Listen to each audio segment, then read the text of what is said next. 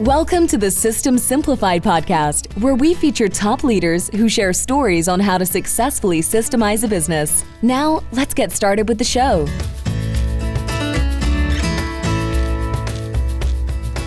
Hello, Adi Klevit here, the host of the System Simplified podcast, where I feature top founders, entrepreneurs, and thought leaders about systematizing a business. And today's episode is being brought to you by Business Success Consulting Group, where we create, document, optimize, and implement processes and procedures so businesses can grow and thrive. And today's guest is Rick Kranz. Hi, Rick. Hi, Addie. Thank you so much for having me on. You're very welcome. We're going to be talking today about a hot topic, which is AI. And who doesn't like to hear more about AI, right? It seems like we can't learn enough. And Rick, you are the founder or co-founder, right, of AI Marketing Automation Lab. That's correct. Yes. Yep. And your area of expertise, what you concentrate on, is basically help sales professionals with AI tools in order to make their jobs much easier. That's right. Yeah.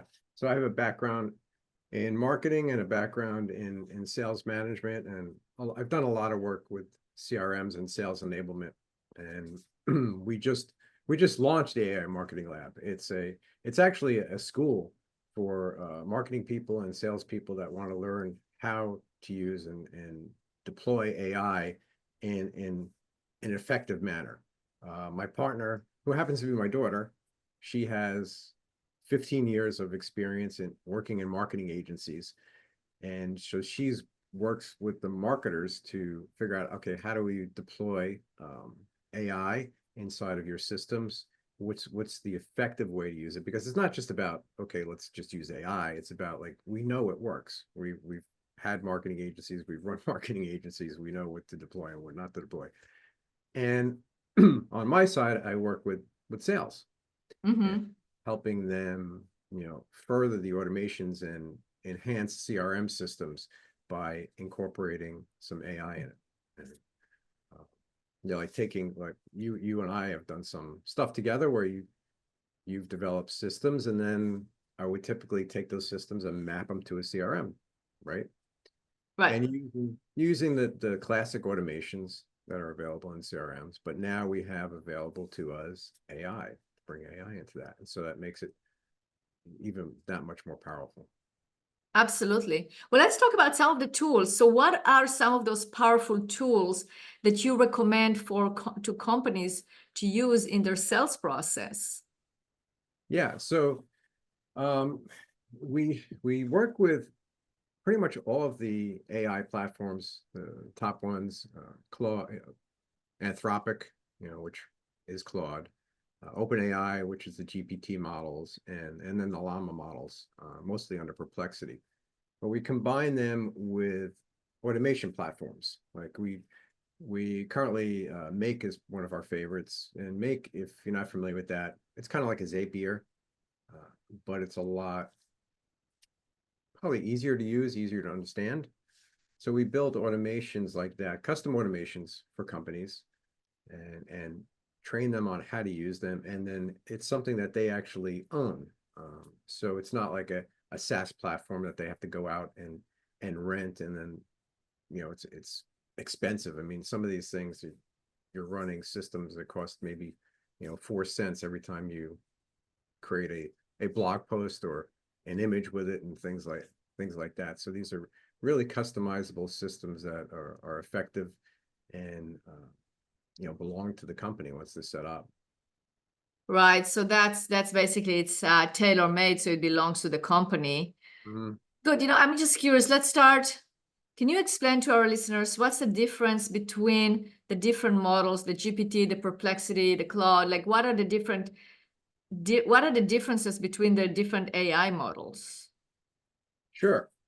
Yeah. So in their standard format, like most people are familiar with using AI in a browser, right? So you open your browser and you go to your Chat GPT, and you enter some information in there, you ask questions, and it responds, right? And the same with Claude, and the same with Perplexity. So that's one level that we all work at, right? And they're all pretty good. And the difference between the three in that sense is Perplexity is more integrated with the web.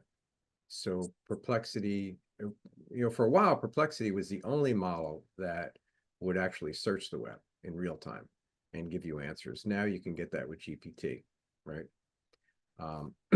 So Perplexity is very good as a replacement search engine. Matter of fact, I haven't used Google search in forever. I go to Perplexity for answers on things because it actually gives me answers instead of giving me links and advertisements, right? So I love Perplexity for searching. And GPT is very powerful for doing the same now also. The GPT 4.0 model and the latest 4.0 model is really even great at writing. I would say in the past, or recent past, like a month ago, if you wanted to write a post or any kind of post, any kind of social media post, whether it's a blog post or something for LinkedIn, you needed help writing that, right? Your go-to model was going to be Claude Sonnet 3.5 because it would write and sound like a human. If you went to Chat GPT and you asked to do the same thing, it would write and it would sound like Chat GPT. It would use all those cliche phrases that AI spits out all the time, like game changer, right? And things like that. It was crazy. But the latest version of GPT 4.0 is just as good as Claude Sonnet 3.5 when it comes to writing. It actually sounds like a human. Now, I was talking about the level, that's the level that we all use it at as a browser interface, but there's another level where we use it at inside of our school, inside of AI automation. So we're using the API, we're using the developer side of it. We teach our clients how to use the APIs and connect them to things like your CRM, whether it's HubSpot or Salesforce, and then to connect them to automations like make.com or Zapier, whichever one you choose to use. And those automations then control the models. So at this stage, everyone's talking about autonomous agents, right? But they don't exist yet. An autonomous agent, a true autonomous agent would be something that goes out on its own and does stuff and accomplishes thing on its own without you ever interacting with it, and then it comes back and gives you something. So that doesn't exist yet, but in the future, that's what they're shooting for. They have these autonomous agents working for us. But right now, what you can do is you can connect all of these AI models through these automation platforms. So for instance, I don't know if I showed you the one where we have a research model that will monitor your CRM, and if a new prospect comes in, it will shoot off a research automation where it's using 9 AI agents. And it's using ones from each model. So it's using Claude, it's using OpenAI, and it's using Perplexity. And Perplexity, it's running on the Llama models when you use the APIs. And what it's doing is it's researching, and each model is checking each other's research, and then it's preparing a document on that prospect that you can use in a meeting. So different models are behaving differently. Like one we call like Clark Kent. It goes out and looks for news. Another researches the website. It actually digests the entire website for that prospect, what company they belong to. And then 3 models come together and look at what that prospect's company does, which you do, and it matches up how you can help them. And it writes a little blurb inside of the document for how you can help them. So as a salesperson, what I get in 30 seconds, without even knowing that my system did it, but it shows up in my CRM, is I get this document that I can work with during a meeting. It's a 2-page document. It has a summary of their website in bullets. It has a summary of their news. It has links to different things. It has 10 pieces of top information about that company. It comes back with Sandlerized questions. It doesn't have to be Sandler, but I've been through Sandler, so I just use a Sandler model, and it comes back with Sandler questions for me to ask them. So this is like what you can do with AI and automation. So there's different levels. There's AI, where we interact with on the web pages, and we ask questions, and it do fantastic stuff, right? It saves us a lot of time. Then there's, and you can customize it, right? I mean, if there are specific things you're looking for, specific questions that you want to know that are there, you have the ability to customize it and find an answer to those questions. Is that correct? That is correct. So there's a really cool thing with with Claude now, and what I actually did. So building for a customer, building cold email campaign system, right? And I took videos from the top experts on cold email, and some of these videos are 2 hours long. And without having to, I watched parts of them, and I'm familiar with some of these experts, so I'm like, okay, I know this stuff. I know that their stuff is good, right? So I was able to take Claude and just put those videos inside of the Claude. So Claude, you can create projects inside of Claude. So, and this is not using the APIs. This is just front facing, consumer facing, right? You go to the web page for Claude, you can set up a project, and then you can feed that project information. So I gave it the transcripts from 6 different videos, some of them pretty long, on cold email. And then I gave it the information on the customer's offering, what the customer wants to accomplish, who the audience is, gave it all that information. And then then you start the prompt. Then you ask it, okay, can you help me build a campaign? And it digests all of that information. It basically is digesting like 6 hours of videos, and within less than a minute, it comes back with this amazing campaign.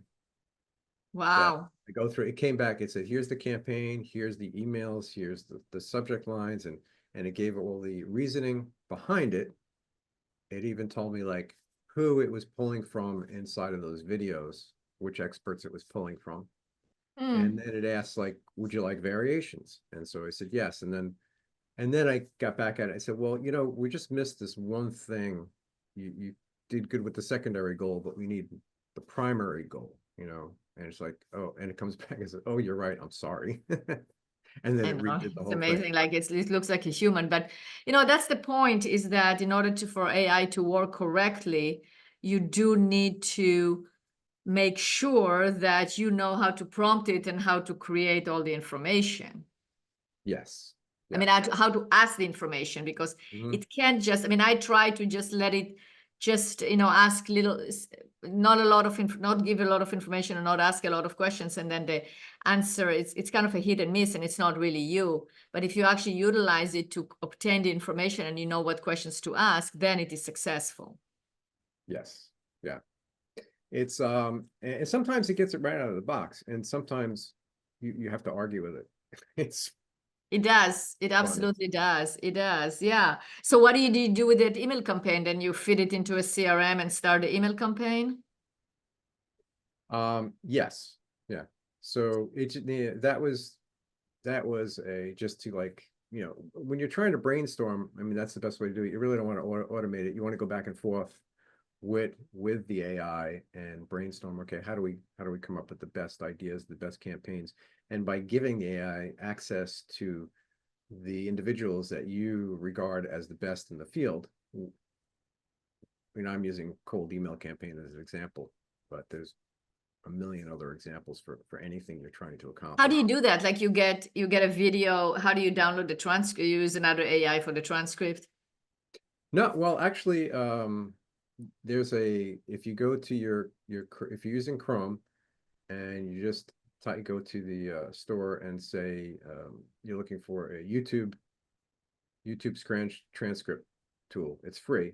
and you can install it in Chrome, and it'll pop up on every YouTube video that you're watching. You'll see download transcript, and you just click, and it just copies the transcript into your Wow. clipboard, and then you paste it right into Claude.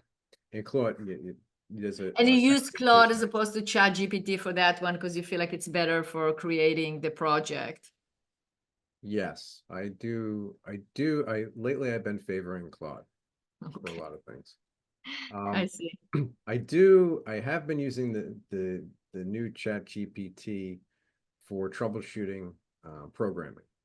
So when I get stuck on some JSON or JavaScript stuff, I'll just drop it into Chat GPT window and ask it to make changes or find out what I'm doing wrong, right?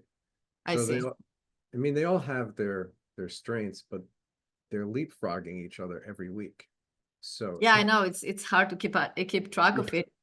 Okay, good. So we talked about how you can help. I mean, this is a great help, like having that summary. I mean, having a summary of the company that you want to talk with, that can save hours of research, and it frees the person that is going to meet with the company to just concentrate on meeting with the company as opposed to doing other things. You know, it's sometimes it really depends on what's on your own website, because I received those emails from companies and saying, oh, I see that you do such and such. And say, where did they get that idea? Oh yeah, it was my antiquated website. I don't do that. So, but you know, it's like, it doesn't matter. A human would not do it better because they will go to and get the same information. So we are relying on accurate information. But if the accurate information is there, it can definitely saves a lot of time. right. Yes. Yeah. There's and speaking of time, so that's what we look at when we do automations. Like, is there something where we can save the individual, whether a marketing individual or a salesperson, time, or is there something where we can do that's impossible to do? Like what? What would be impossible to do? Well, in the case of that research, just if I added up the man hours that it would take to do that, that would be about 6 to 8 man hours for the research. So you would have to have like 4 or 5 assistants just to put one of those documents together in the same day, as opposed to AI is doing it in 30 seconds. And so, you know, if you're getting a bunch of contacts in each week, it's just giving you research that you couldn't possibly do. Another one is we're using voice and AI avatars for outreach, right? Creating custom videos. So we have an automation that I think I sent you one, right? So You did.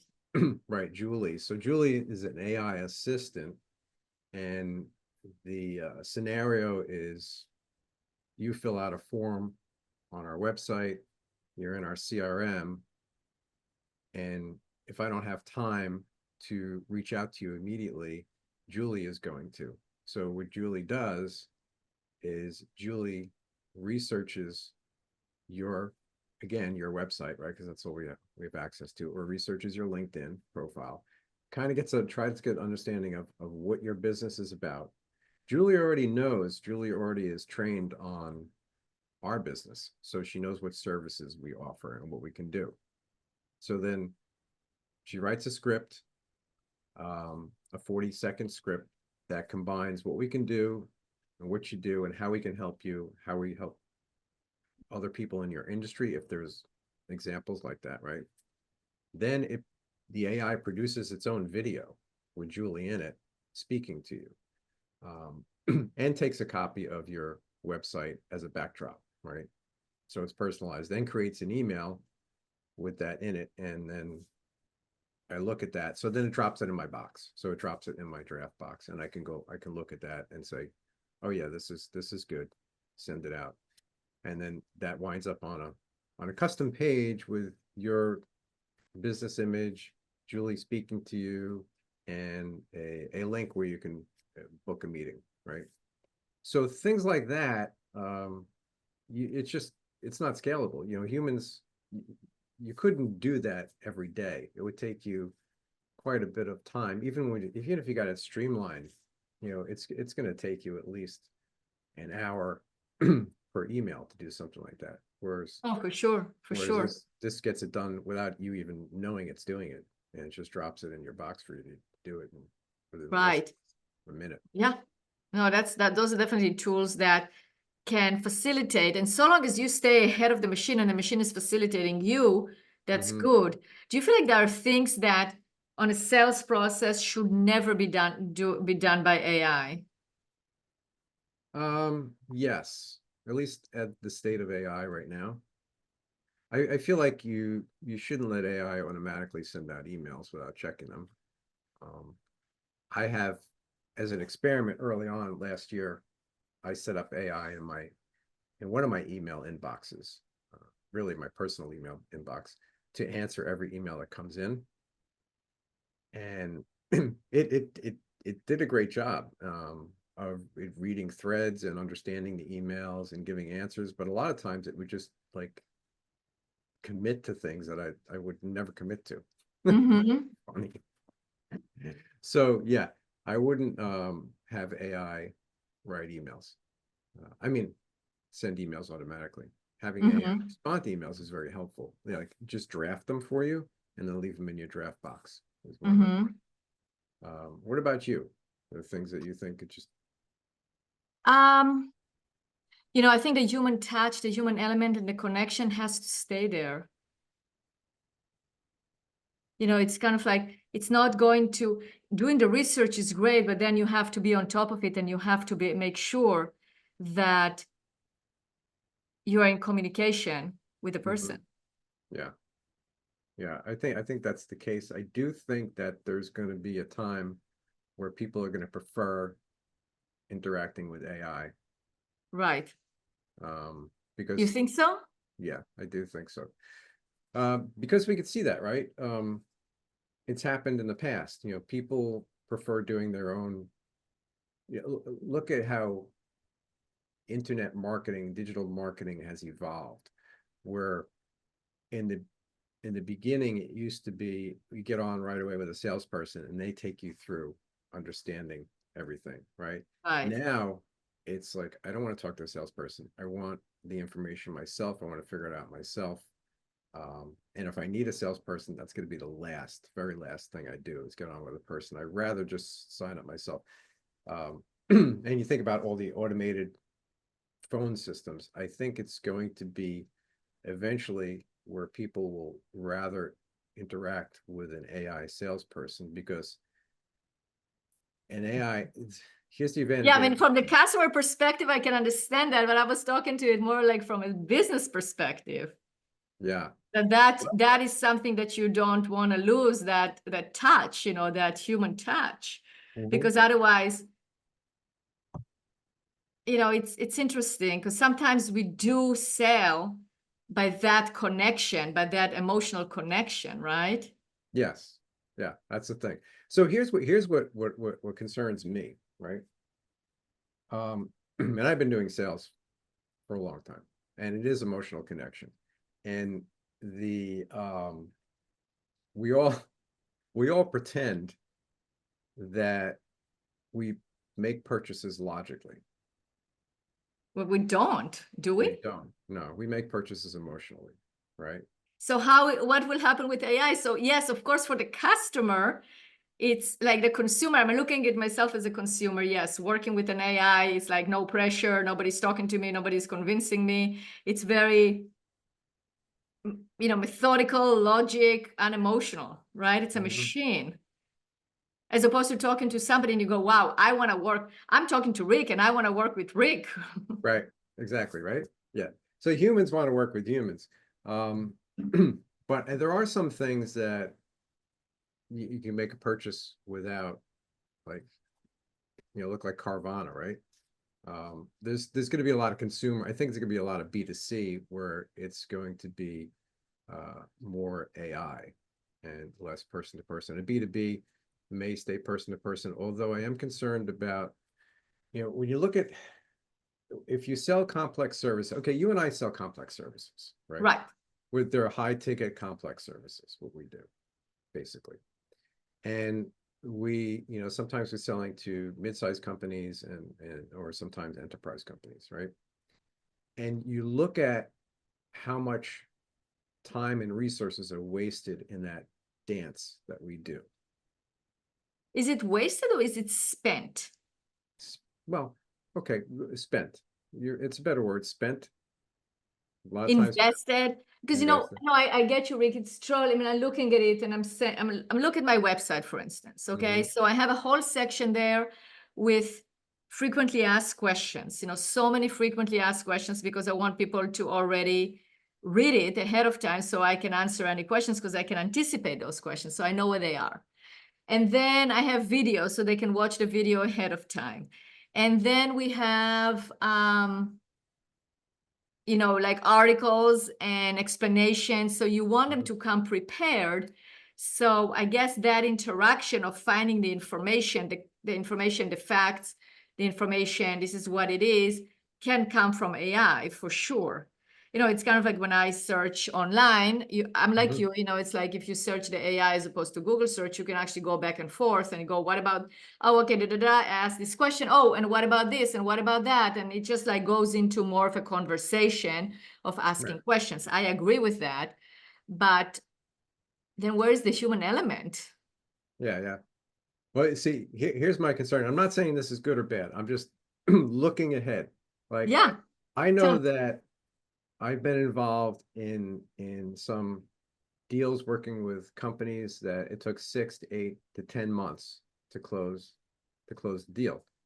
And it was a lot of shopping, a lot of back and forth, a lot of proposals, a lot of changes to the proposals, working with, in larger organizations, you're working with a purchasing agent generally, right? And maybe a lot of agencies were involved in submitting to this. What happens when the big enterprise companies figure out that they could save millions of dollars by eliminating their purchasing personnel and just putting AI into place to make a purchasing decision? Because at the end of the day, even though that purchasing agent went through 12 months of back and forth, the decision was made emotionally. It always is. It's always an emotional choice. It's never a logical choice. Right. And AI has the ability to make logical choices without emotion.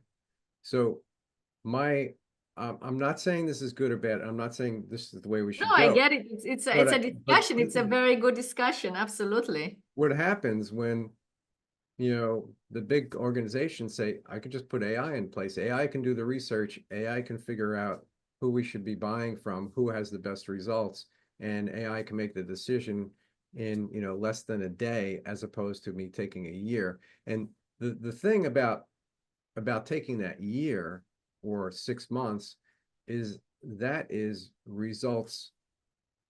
What's the word I'm looking for? It's results they could have gotten. It's a path they could have gotten on 6 months ago, as opposed to 6 months later. Sure. But I'm thinking then, I agree with you, but then I'm thinking about the end, like where the AI is actually taking the information from, right? So you have the purchaser that is going to be maybe replaced by an AI, but then us as the companies, as the vendors, have to be in such a place where we are optimized. I mean, it's no difference than what we did before a website. What did we do before we had a website? I don't even know how people reached out. I mean, I guess you sent yellow pages, send out ads, postcards.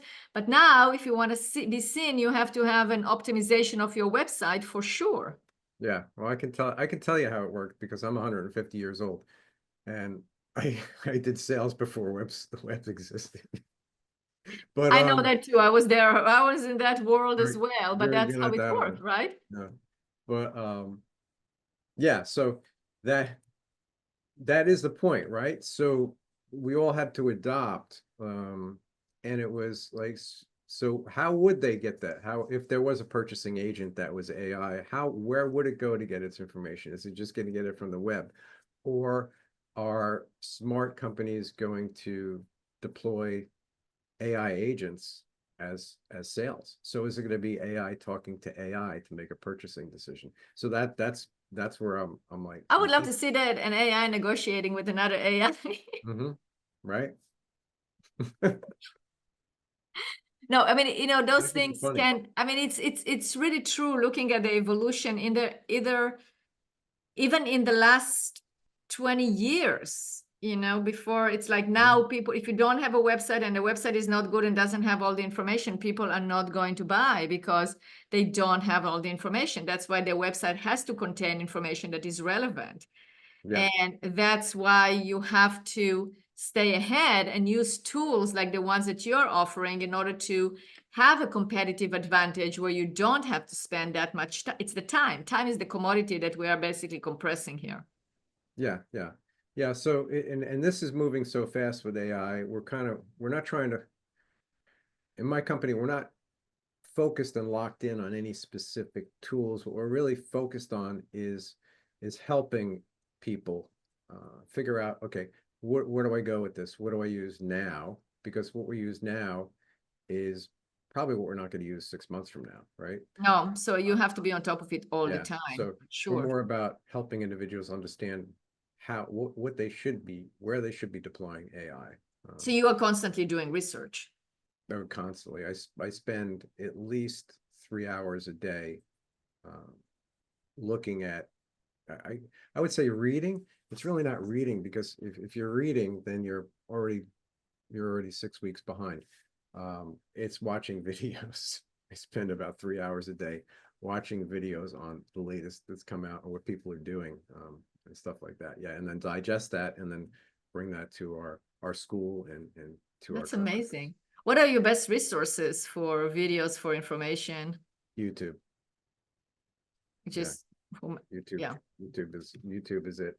Matter of fact, AI, speaking about websites, AI has had a huge impact already on, so you're coming out of the digital marketing world and doing a lot of things with content on websites to attract search engines. This has been impacted drastically in the last year, because of tools like Perplexity coming out, where now you can get answers, you can get really intelligent answers without having to go visit a website. Well, what does that mean?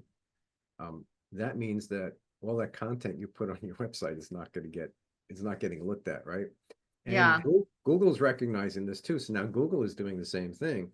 Google is using AI to return answers, and GPT has jumped into the game with its own search engine, right?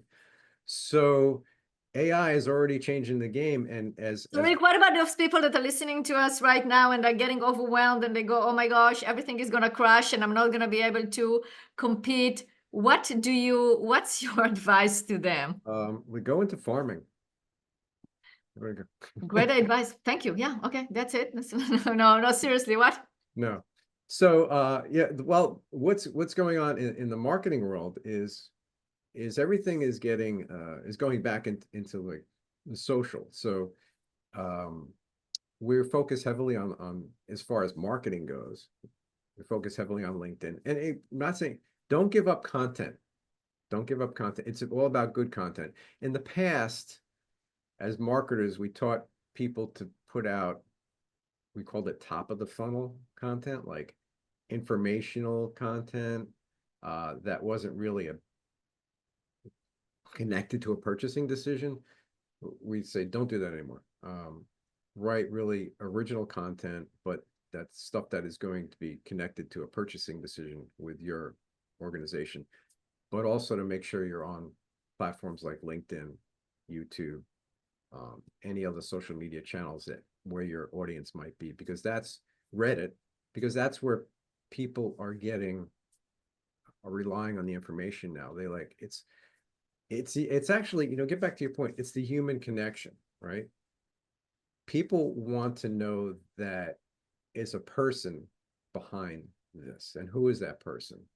So YouTube has become a hugely effective channel. Yeah. Because if you're on YouTube and you're talking about something or educating people about something on YouTube, that is highly effective.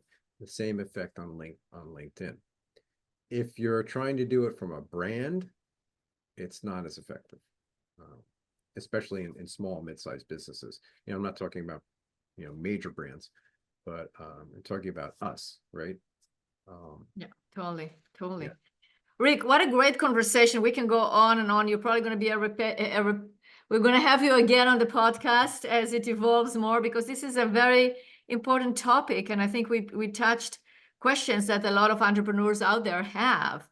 So if people want to get a hold of you, and they should, because you're definitely an expert in what you're doing, how can they contact you? Okay. So our website address is ai-marketinglabs.com.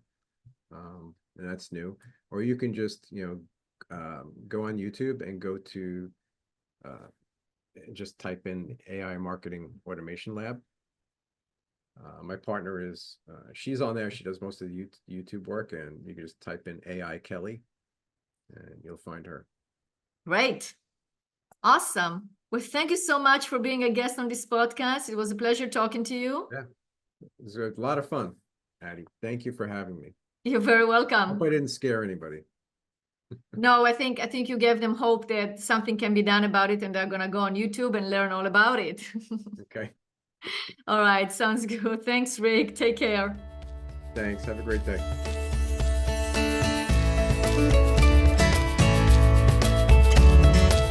Thanks for listening to the System Simplified podcast. We'll see you again next time, and be sure to click subscribe to get future episodes.